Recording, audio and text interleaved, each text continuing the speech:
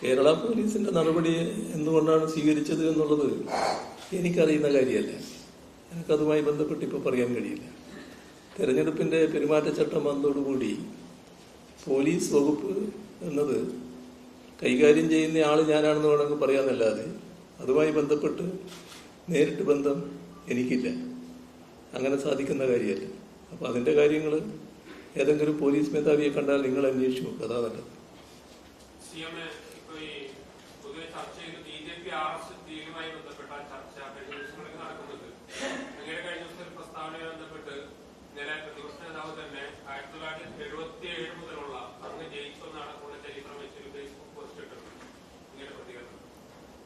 അത് ശുദ്ധ അസംബന്ധം പറയാൻ ഒരു മടിയും സതീശനും ഇല്ല എന്നുള്ളത് കാണിക്കുന്നതാണ്. 1977 അവിടുത്തെ സ്ഥിതി എന്തായിരുന്നു എന്ന് അന്വേഷിച്ച് നോക്കണം. ആരായിരുന്നു RSSനെതിരെ അവിടെ ശക്തമായ നിലപാട് സ്വീകരിക്കുന്നത്?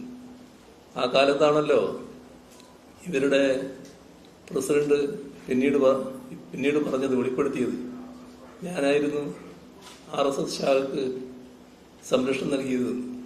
അതിന് ആളുകളെ അയച്ചത് ഞാനായിരുന്നു. അത് മാർക്സിസ്റ്റുകാരിൽ നിന്ന് സംരക്ഷണം കൊടുക്കാൻ വേണ്ടിയായിരുന്നു എന്നൊക്കെ പറഞ്ഞത് ഇദ്ദേഹം എല്ലാം കൂടി പ്രസിഡന്റാക്കിയ ആളായിരുന്നല്ലോ.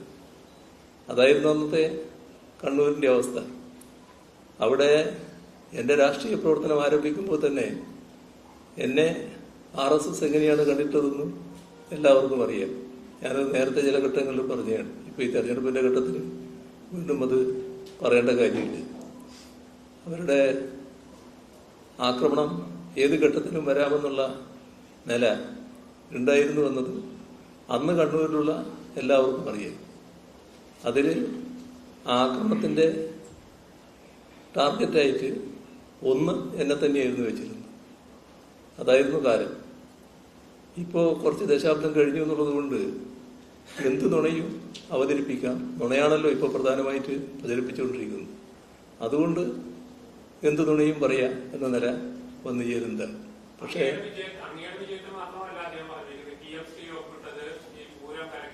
അല്ല, നിങ്ങൾ ഒരുപാട് ചോദ്യം ചോദിച്ചാൽ ശരിയാവില്ല. ഞാൻ പറഞ്ഞതിന് വല്ലാതെ വിഷമായി. ഞാനിത് പറയാൻ പാടില്ലാതിരുന്നു വിചാരിക്കുന്നുണ്ടോ? എന്തോ കുറച്ച് വിഷമമുണ്ടായതുപോലെ ഉണ്ടല്ലോ.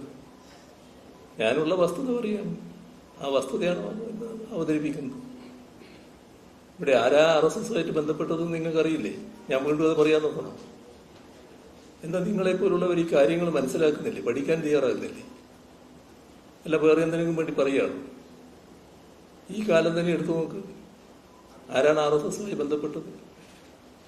അന്ന് സഖാവ് EMS നല്ല രീതിയിൽ കേരളത്തിന്റെ പൊതുവായ ജനസമ്മതനല്ലേ.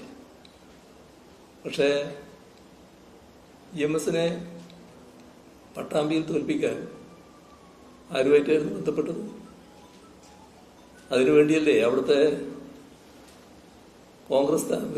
കോൺഗ്രസ് ബന്ധപ്പെട്ടതിന്റെ ഭാഗമായി ജനസംഘത്തിന്റെ സ്ഥാനാർത്ഥിയെ പിൻവലിച്ചു കൊടുത്തത്? പിൻവലിക്കുക മാത്രമാണോ? EMSനെതിരെ പ്രചരണം നടത്താൻ വേണ്ടി ആ കാലത്ത് ജനസംഘത്തിന്റെ അഖിലേന്ത്യാ നേതാവായ ദീനദയാൽ ഉപാധ്യായ വന്നില്ലേ? ഇതെല്ലാം ചരിത്രമല്ലേ. കുറച്ച് നാൾ കൂടി കഴിഞ്ഞ് പാലക്കാട് AKG അവിടെ മത്സരിക്കുന്നു പാർലമെന്റിലേക്ക്. എന്താ സംഭവിച്ചത്? അവിടെ കോൺഗ്രസിനും RSSനും എല്ലാം കൂടി ഒരു സ്ഥാനാർത്ഥി. നിങ്ങൾ മനസ്സിലാക്കിയില്ലേ? രണ്ടു കൂട്ടർക്കും ഒരു സ്ഥാനാർത്ഥി. ആരായിരുന്നു സ്ഥാനാർത്ഥി? കോൺഗ്രസ്സുകാരനായിരുന്നു? കോൺഗ്രസ് നേതാവായിരുന്നു? RSSന്റെ ജില്ലാ കാര്യവാഹ്. ഇങ്ങനെ നാണം കെട്ട ഒരുപാട് കാര്യങ്ങൾ ചെയ്തവര്, ഇതെല്ലാം ചെയ്ത് നമ്മുടെ നാടിന് മുന്നിൽ കാണിച്ചവര്, അക്കാലത്തും പിന്നീടും ഇക്കാലത്തും നാളെയും വർഗീയതയ്ക്കെതിരെ ഉറച്ച നിലപാടെടുക്കുന്ന ഞങ്ങൾക്കും ഇടതുപക്ഷത്തിനും LDFനുമെതിരെ പ്രചരണം നടത്തിയാൽ ചെലവാകുന്ന കാര്യമാണ്. ഞങ്ങൾക്ക് ആ പണിയില്ല. ഞാൻ സാധാരണ പറയാറുള്ളൊരു വാചകം വീണ്ടും പറയാണ്. ചില്ലറ വോട്ടിനും 4 സീറ്റിനും വേണ്ടി രാഷ്ട്രീയ ചെറ്റത്തരം കാണിക്കുന്ന പതിവ് ഞങ്ങൾക്കില്ല. അതിലപ്പുറം ചെയ്തെന്താണ്?